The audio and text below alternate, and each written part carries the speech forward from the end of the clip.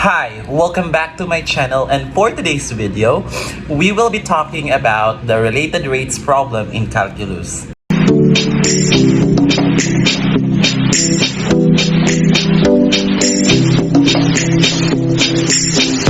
Okay, so let's start now. Here are the rules to follow, or ideas or guidelines in order for us to solve problems involving related rates. So number one, draw a figure or a sketch of the problem whenever possible. Number two, define the variables to be used. Number three, write down any numerical facts known about the variables under derivative with respect to time t. Yan. Number four, write an equation to relate the variables that depend on t. Number five, we differentiate with respect to t both sides of the equation obtained in 4 to relate the rate of change of the variables. And number six, we substitute the values and divide. So first is we draw a figure. Again, number two, and we identify the variables. And number three, we have to make sure that we get all the list of the numerical facts. Number four, we create the equation. Number five, we differentiate the equation. And number six, we do the solving using the substitution of those numerical facts. Start solving number one. A bus moving at 60 miles per hour along a straight road passes under a weather balloon rising vertically at 20 miles per hour. If the balloon is 1 mile up, when the bus is directly below it, how fast is the distance between the bus and the balloon increasing 1 minute later? How do we solve it then? Okay, so let's try to figure out first by making a sketch or a draft of this problem. So assuming this is the balloon, so this is the ground. So let's say this is your truck or the bus, I mean.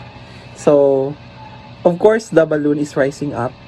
So assuming this is a vertical rise of the balloon, technically we represent that as y.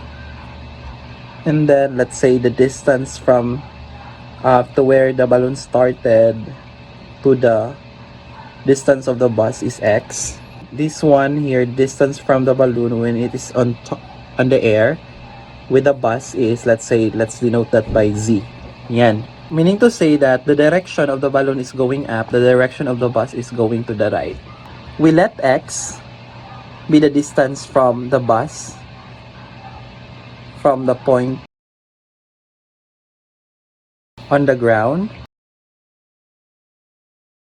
below the balloon, and then y.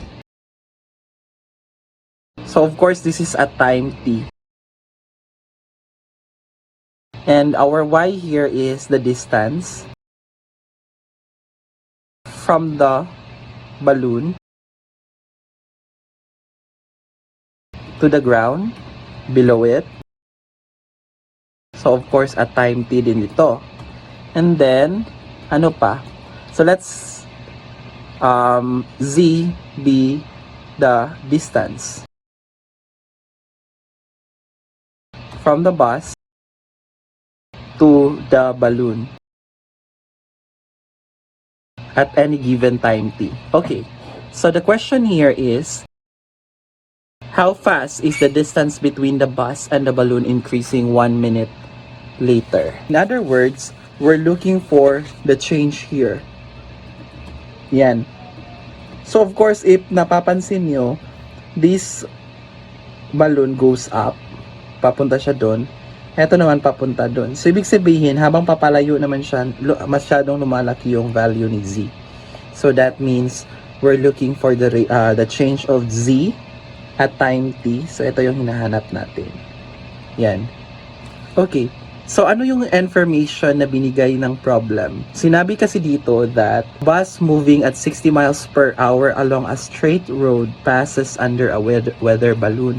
So ibig sabihin, yung dx natin over dt is 60 miles per hour. Yan. And then, ano pang information do we have? The balloon is rising vertically 20 miles per hour. So we have dy over dt is equal to 20 miles per hour. So, we let t equals 0 when x equals 0. So, meaning at the starting point, nag-assume tayo na a time here is 0 and the distance here is 0. So, however, in this case kasi, yung y mo na is 1 mile. Kasi sabi dito sa problem if the balloon is 1 mile up when the bus is directly below it. So, habang nandito pa yung bus, nandito na si balloon which is 1 mile up. So, ano mangyayari? After 1 minute, so that is t equals 1. So, that's equivalent to 1 over 60 hour. So, we have x equals, tama ba? This is dx over dt times t. And so, this is equal to 60 miles per hour times 1 over 60 hour. Kasi 1 over 60, that's equivalent to 1 minute eh. So, that's equal to 1 miles. Okay. Kasi cancel naman to. And then, cancel. So, you get 1 mile. Tapos, yung y mo naman, magiging 20 miles per hour times 1 over 60 hour plus, di ba magwa 1 na siya? Kasi, di ba, initially, 1 naman talaga si y. So, nag-a-add ka lang doon kanina.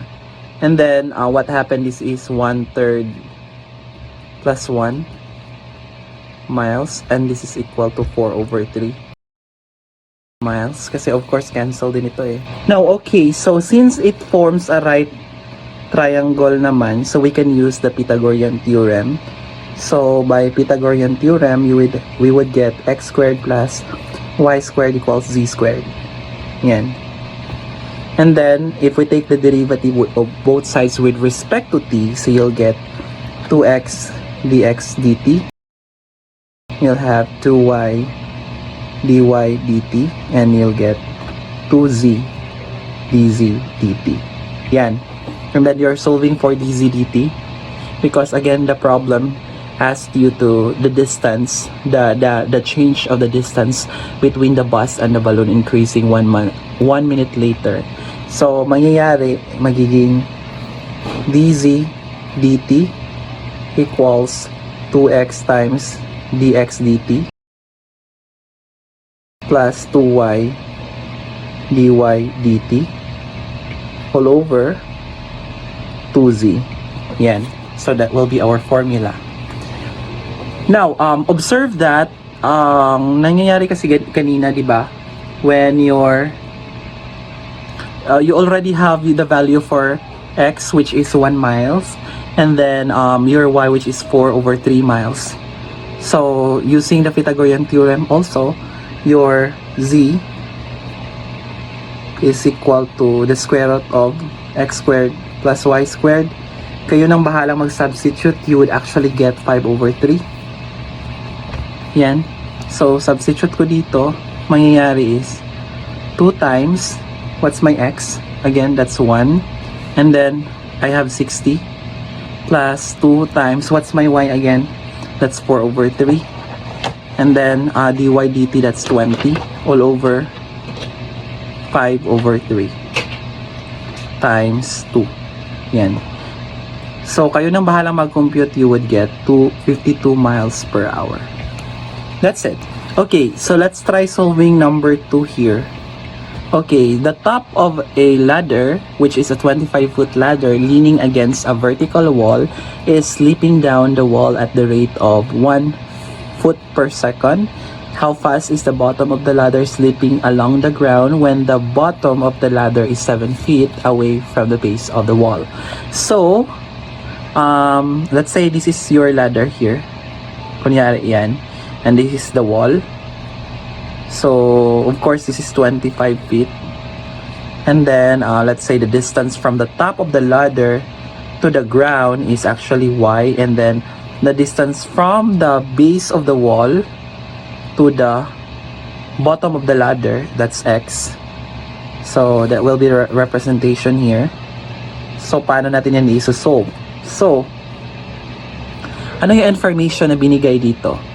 25 feet, which is, so kunyari, let's say this is Z. Yan. So, our Z here is 25 feet.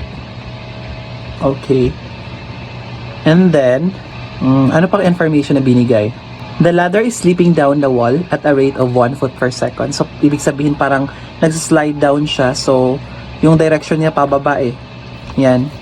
So, this is with respect to the vertical distance. So, ang mangyayari, dy over dt. So, ibig sabihin, nag-change yung distance ni y, value ni y with respect to t. So, that's actually 1 foot per second. So, however, since this is decreasing, tama, kasi pababa siya, so nagiging negative 1 foot per second yan. Ano pa? Ang tanong kasi dito, how fast is the bottom of the ladder slipping along the ground when the bottom of the ladder is 7 feet? So, ibig sabihin ito, 7 feet from the base of the wall. So, you have x equals 7. Again, this is a right triangle. So, ang mangyayari by Pythagorean theorem, you have x squared plus y squared equals z squared. But your z squared is actually 25 squared. Tama? And so, if you were gonna take the derivative with respect to a time t, so you'll get 2x dx over dt plus 2y dy over dt. This is 0, of course. And so, if we're solving for dx over dt, makikita mo, magiging, ano siya, negative 2y dy dt all over 2x ba? Tama ba? So, para makakancel lang namang tong 2, so you'll have negative y dy over dy dt over x. Yan. But the given here is negative. Yung y mo kasi is 20. Ano siya?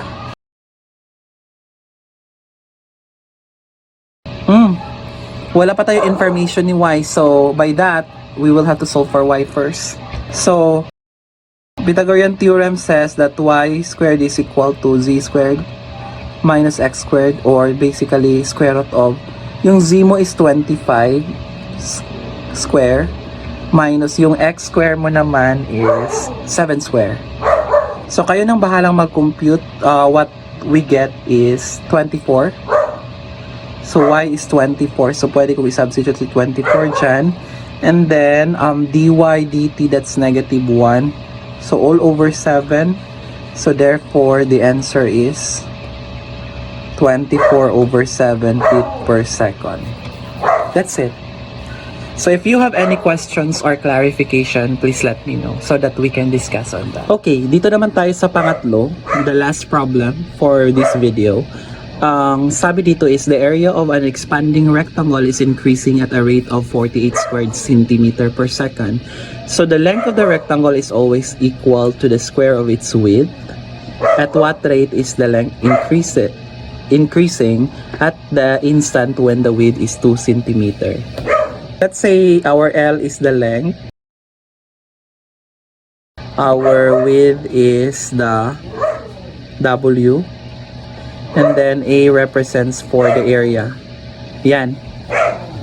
Okay, so since L is equal to W squared, kasi di ba sabi dito, the length of the rectangle is always equal to the square of its width. So, mangyayari, L is equal to W squared. So, this implies that if we take the derivative with respect to the time t, so we get dl dt equals 2w dw dt. Yan. Now,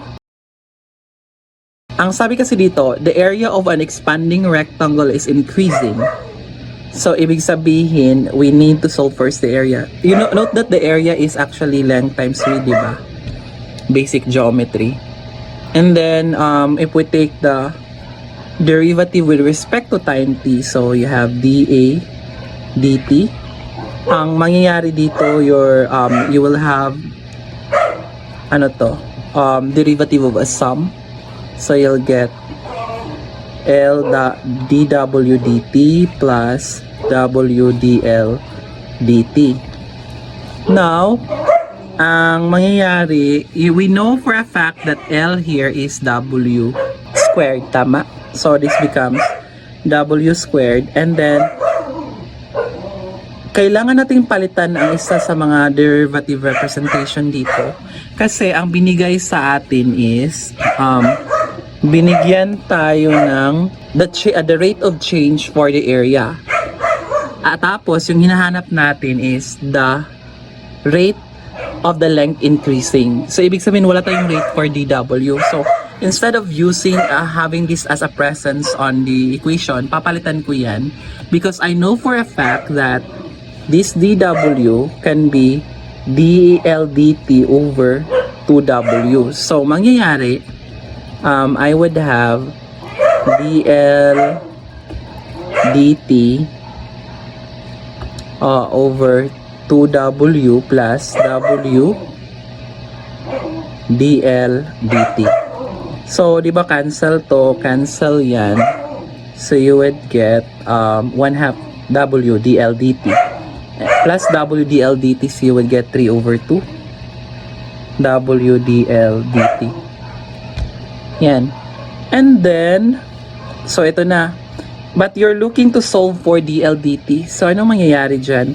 So, dl dt, so transfer ko to sa kabila, I would get dA dt, maging 2/3w. So, substituting, you have 2/3. Your dA dt is, ano yung given? 48. Tapos, may over pa kasi sa baba na w. So, your w is 2. So, cancel yan, cancel. So, you'll get 16.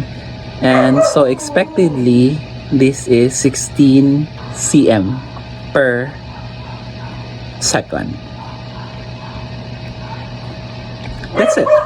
Okay, that's all for today, and thank you so much for watching. If you have any questions or clarifications, please let me know so that I can discuss that to you thoroughly, and we can discuss on the basic concepts for us to understand that information. And for those who are new to my channel, please don't forget to subscribe so that you'll be updated on a lot of videos that I'll be uploading soon.